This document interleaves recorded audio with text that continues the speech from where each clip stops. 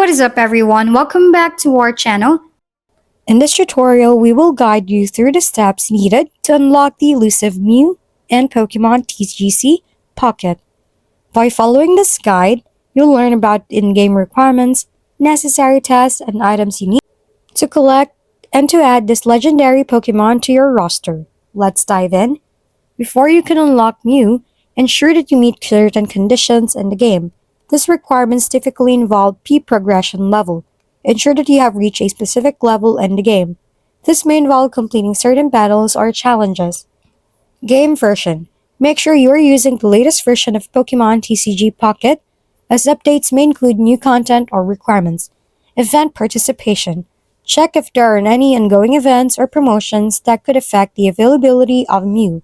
To unlock MEW, you will need to complete a series of tasks. Here's how to approach them.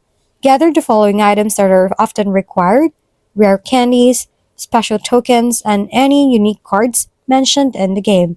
Engage in battles that may reward your MEW or the items needed to unlock it.